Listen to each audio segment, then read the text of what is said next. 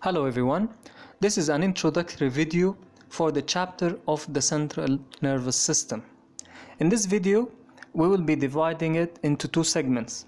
The first segment will be about the components of the nervous system, the structural components of the nervous system.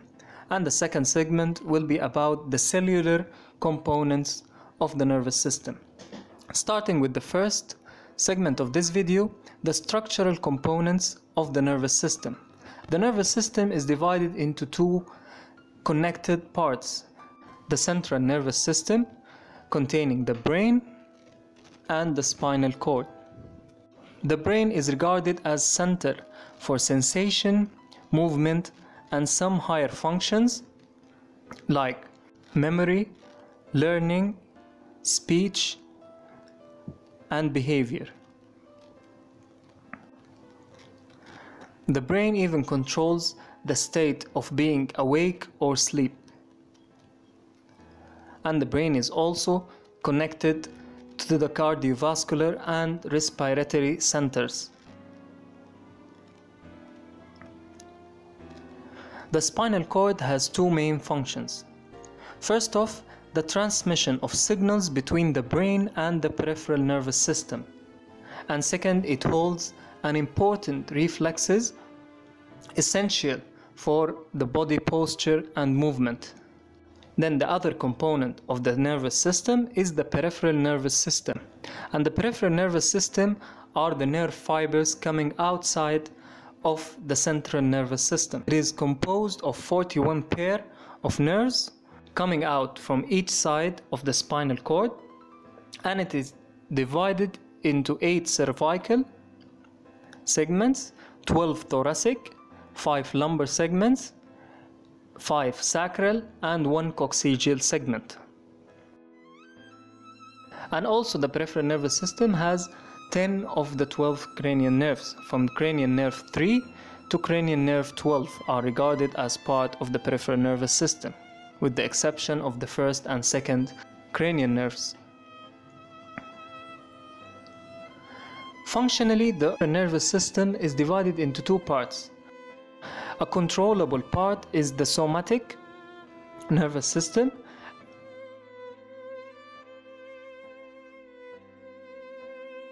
and the somatic nerve fibers are either afferent fibers carrying impulses from receptors found all over the body and transmitting those impulses into the brain, or efferent fibers carrying impulses from the brain into the skeletal muscles for voluntary control of the muscles.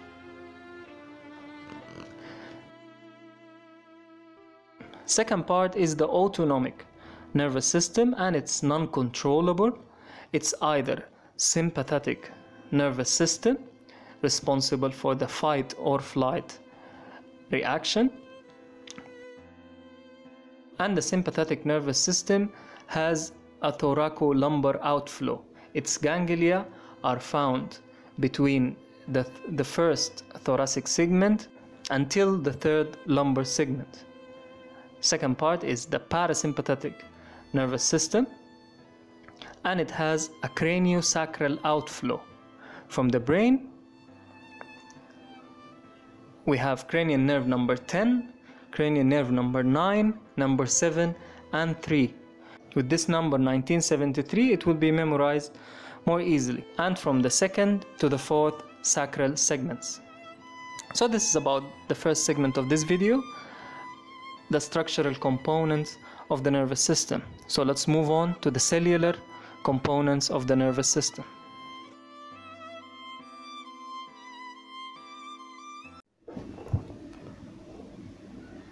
There are two types of cells in the nervous system.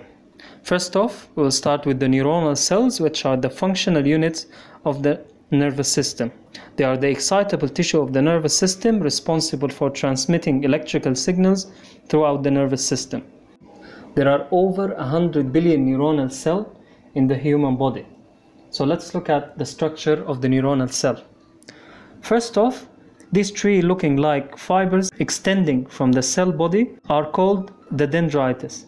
And the dendrites contains receptors on its surface, and its function is receiving signals from neighboring neuronal cells. Second part of the neuron is the cell body, sometimes called the soma. And this is where the nucleus and organelles are found. There are also receptors on the surface of the cell body. So the function of the cell body is receiving signals and synthesis of proteins essential for neuronal metabolism, growth, and signaling. The cell body also has a thick area, contains a huge number of ionic channels called the axon hillock, and it's the most excitable part of the neuronal cell.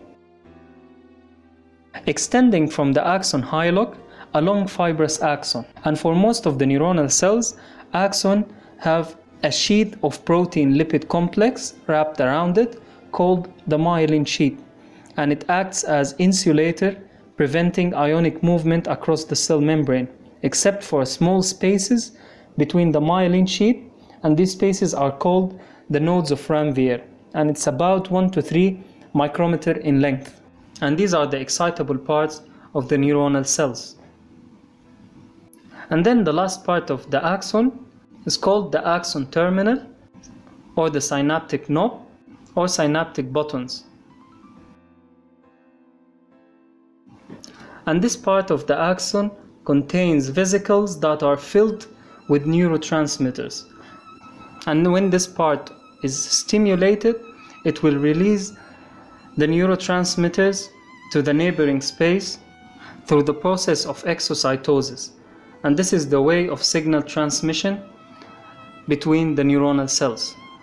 So this is it for the neuronal cells. Now let's look at other types of cells in the nervous system. And they are called the glial cells.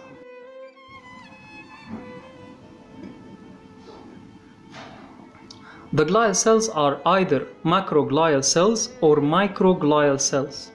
We are starting with the macroglial cells, and we have these types of macroglial cells called the astroglial cells.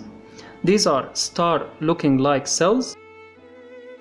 They constitute 20 to 40% of the total number of the glial cells. And these types of cells are 5 times more than neuronal cells in number. The astrocytes extend their food process around the capillaries of the nervous system, encouraging the endothelial cells of these capillaries to form a tight junction. And this is called the blood-brain barrier. And the function of this blood-brain barrier is preventing toxic substances from reaching neuronal cells. Astrocytes also has a function in repairing damaging tissue by a process called gliosis, just like the process of fibrosis in other body tissue. And also the astrocytes helps in maintaining the extracellular fluid of the nervous system, especially the potassium.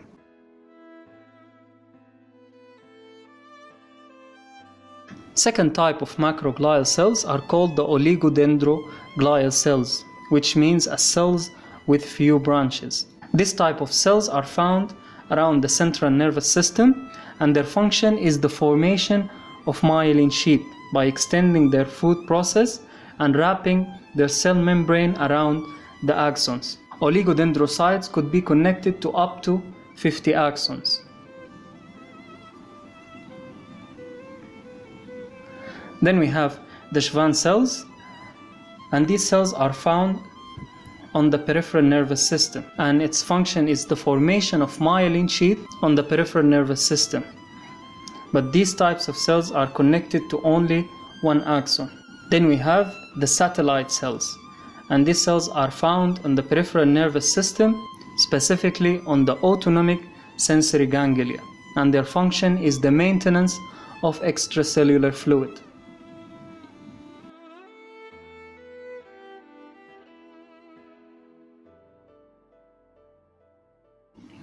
Then we have the microglial cells. And the microglial cells are the macrophages of the nervous system. Their function is the phagocytosis of foreign or toxic substances.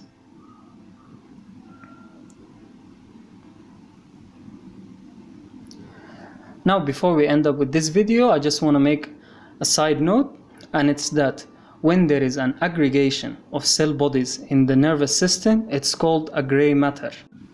And when there is an aggregation of axonal fibers, it's called a white matter. So when there is an aggregation of cell bodies around the central nervous system, we call it a nuclei. But when there is an aggregation of cell bodies around the peripheral nervous system, it's called a ganglia. Axons from different neuronal cells going together in the same direction might form a tract. So guys, that's it for the introductory video of the nervous system. Thank you for watching, and see you in the next video.